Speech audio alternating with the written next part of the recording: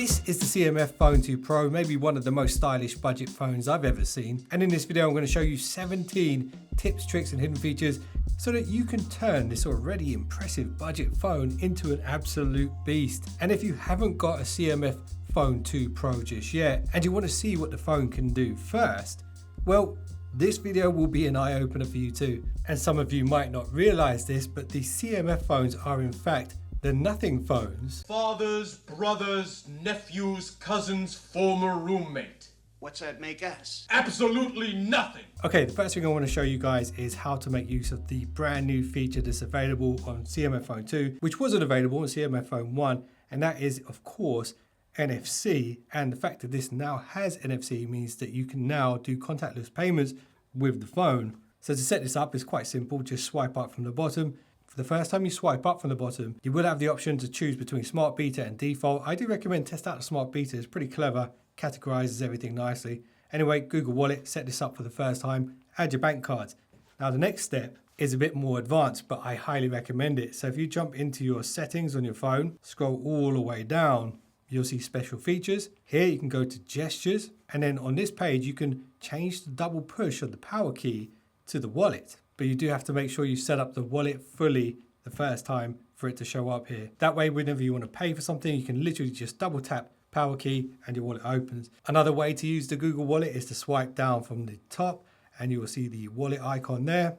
You can just tap that and then you can pay that way. Anyway, tip number 2. So if you jump into your settings again, this time you go to customization, and this is where you can customize your wallpapers, your icon packs, and your layouts. I have set my layout to 5. I just prefer to use up more of the space on the screen, but if you want bigger icons, of course, don't change that. Anyway, what I want to show you here is the wallpaper options. So you've got these ones down here, which are the default nothing ones. The one I have set up right now is this one, which matches the back of the phone, which is a really nice color, I have to say, and it does kind of look like glass, even though it's not. So you can choose any of the default wallpapers if you want, but if you jump into more wallpapers, you can use a bit of AI to create something a bit more unique. So if you go to create here, you have 2 sections. You can change the top and the bottom sections here. So let's say iridescence, and the bottom section, I'm going to change it to painting and go to create.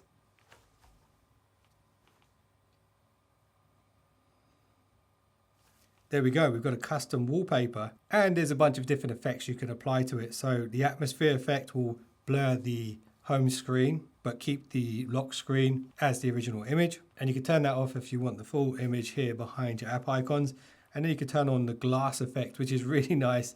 That looks pretty awesome straight away. Minimum effort, maximum result. There we go, we've got a really nice custom wallpaper, and it would be quite unlikely for someone to have exactly the same one as you if you do use this method. Okay, tip number 3, if you jump back into your settings, go to customize again, customization, and this time I'm going to swipe across to the lock screen. You'll notice here you have the option to add widgets and shortcuts. Let's go to the widgets first. So you can see I've set up a bunch of widgets already. Very easy to do. I'm just going to delete a few so you can see how to do this. You just swipe up, choose the ones you like the look of that would be useful for you on the lock screen. There are different versions of the widgets as well. So this one's pretty cool for the weather. Let me get rid of that one and add a few smaller ones here. So you get the idea. Once you're happy with the widgets that you set up here, you can just go back.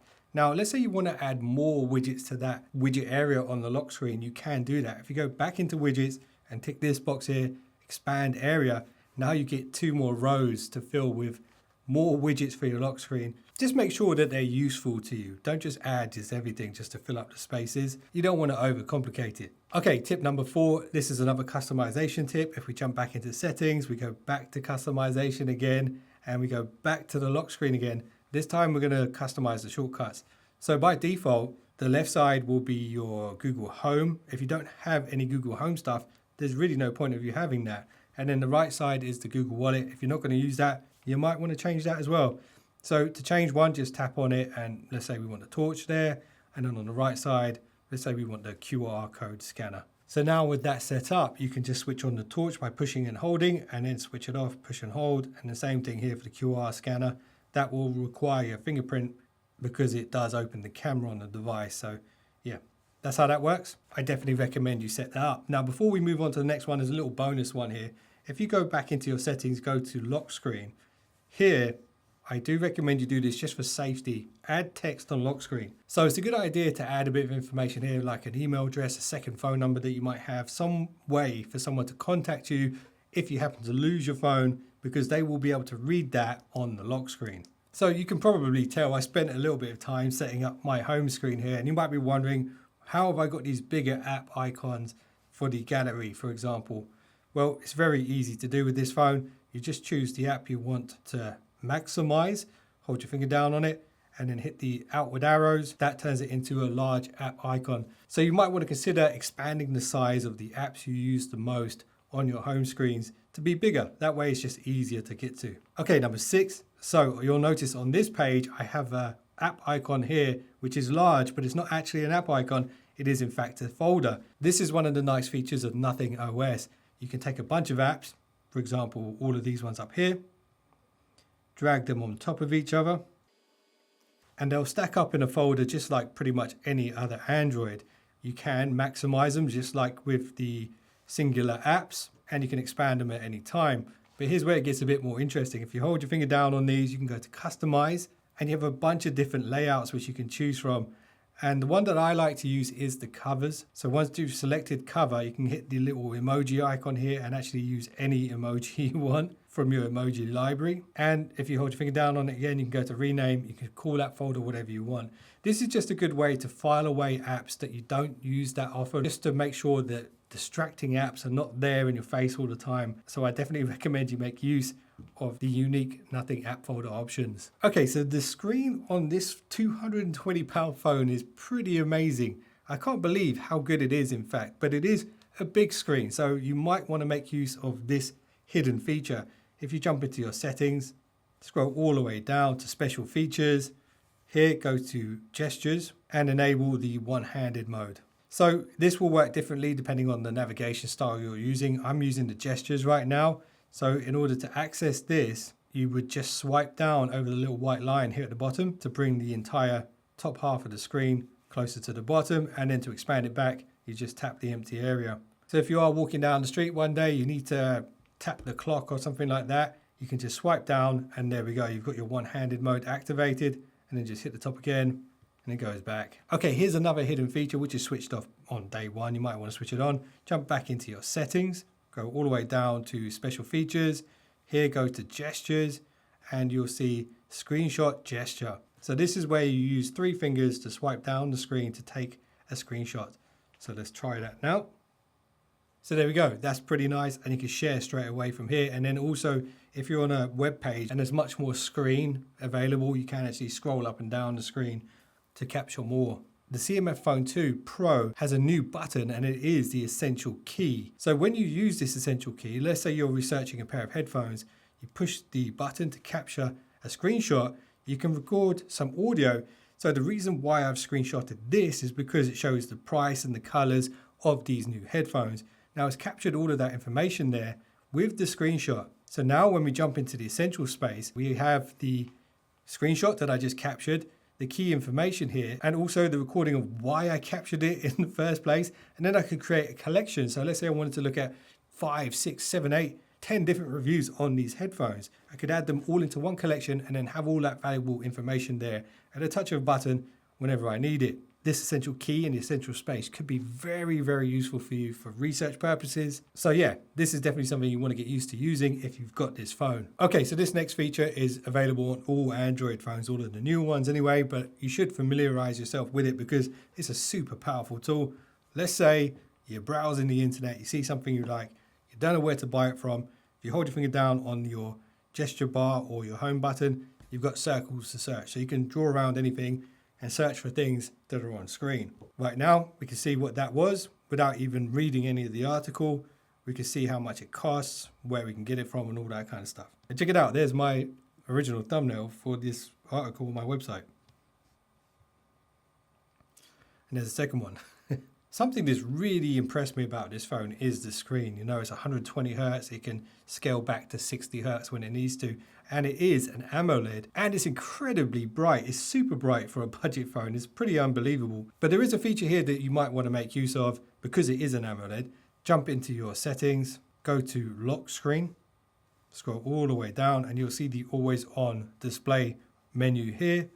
Tap on that. This will be switched off by default. You might want to switch this on because that way when your phone is off and it's facing up on a table, you can literally just tap on the screen to see the time, but also you've got quick access to the widgets that you set up earlier on in this video. Okay, here's another bit of security advice. This is just an optional thing, but you might want to use it because it is a feature on this phone. Jump into your settings once again, security and privacy, more security, and in here you'll see power off verify. So there's been a spike in phone theft crimes, particularly in busy cities where you'll literally just be looking at your phone, walking down the street, and a motorbike or someone on an electric bike will just fly past you, snatch it out of your hand. That's it, your phone's gone. And the first thing these thieves will do is actually switch off your phone. So if you turn this on, they can't actually switch off your phone. And this can give you the extra time to use your Google Find to figure out where they've taken your phone. And if you wanted to, you could really hunt them down. I'm not suggesting that you should do that, but you could, but you probably shouldn't.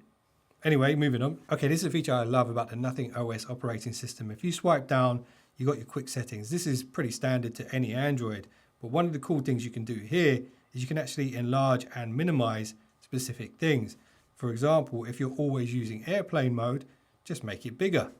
Or let's say, for example, you always hear music that you like, but you never know what song it is. You can actually just choose the song search shortcut, make it bigger, bring that over to the front here. So next time, whenever there's a song playing, you want to know what it is, you've got a quick way to find out. Okay, so if you're coming over from a Pixel phone, I know you're going to appreciate this one. And also, if you just want to make the most of your home screen space, you'll also appreciate this.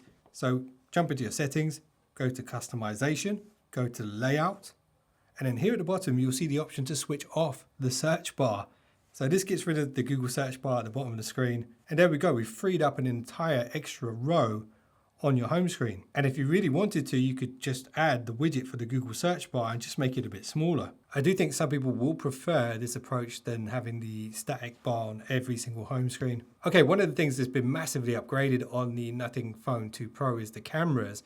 So let me show you a couple of camera settings that you need to know about. So if you launch the Nothing Camera app, use the little drop down arrow, you'll see a bunch of standard stuff. But there is a couple of things I want to draw your attention to. The quality, so you can switch this to 50 megapixels because the primary camera is a 50 megapixel camera. This will capture more data, the file sizes will be bigger. However, it won't work quite so well in darker lighting conditions. The 12 megapixel mode will pixel bin all the information down into that 12 megapixel photo, which definitely works better at night. There's two other things you need to be aware of. The grid. This is fantastic for composing better photos. You also have the option to do motion photos. So this is where it will capture a few frames before and after you take the picture. So you have this kind of animated style photo. And then if you go to more settings, I do recommend you switch on the level. So this adds a nice sort of spirit level. So you know if you're holding the phone level or not. And also while you're here, you can actually change the storage location for your photos and videos. So one of the nice things about this particular phone is that the SIM tray does allow for up to a 2 terabyte SD card to be added to the phone. So if you're going to be doing lots of videos, lots of photos, you can change the storage location to the SD card. All right, here's another camera feature. So see this little arrow here at the bottom of the camera app. If you tap that, you've got some presets here which have been dialed in by Nothing themselves. So the soft focus, that's kind of a bokeh effect. You've got the black and white and a few others. But let's say you want to create one of your own. If you hit the little plus at the top here, go to create preset, you can give the preset a cover, give it a name, give it a description, and then go in and dial the actual setup that you want. So if it's a selfie photo, choose whether it's a 22mm or 27mm. The 22mm will be a wider angle. You can choose the exposure, the filters, and all these other advanced settings. So if you spend a bit of time doing this, you can create a bunch of different presets for different types of photos that you like to take a lot, and then just switch to them whenever you want. So quite surprisingly to me, this phone is so fast and smooth for such a budget phone, but you can actually make it even better when it comes to multitasking and also improve the gaming performance a little bit if you do this. Go into your settings, special features, go to RAM booster. By default, the phone will be set to 2 gigs of RAM booster. This is where the phone uses the internal memory to expand the RAM. You can set this up to 16 gigs, doubling the RAM that's on the device. Now, the other thing I want to show you here is the gaming mode. On this menu, make sure the game sidebar is switched on. And now when you open up a game, you'll see the little sidebar here, which you can swipe out and you can switch on the performance mode. This will actually be switched off by default, and then you can mess around with some of these other settings here, like the notifications and the calls and the screen recording feature. But just make sure when you are gaming that the performance mode is on. And word on the street is there's a brand new heat pipe and a new approach to dispersing heat from this device. So it should perform really, really well, even during longer gaming sessions. Okay, on the topic of gaming, there is a game on this device. Well, it actually isn't on this device straight away, but it is an absolute classic and it's been redesigned for this device. It is this one right here, Snake. So you can play Snake on this phone, but to actually get this game on this phone is not that straightforward. So here's how you do it. So if you go to the Play Store and you type in nothing, community widget, and install this. Now when you go to the widget options on your phone, you will see the community widget, which is the Snake game. I do kind of wish you could make this a bit bigger so it could take up a bigger section of the screen, but it's just nice that it's here at all, to be honest. So you might want to set that up. So there are a lot more features which I haven't shown you in this video. If you do want to dive deeper into Nothing OS, well, I've made a separate video all about that. That's on the screen right now. And if you guys got any questions for me about this phone, make sure you leave those in the comments. Let me know if this video helped you. And if you just subscribed, you are now one of the finest subscribers known to man. And I will see you in the next one. Don't be late.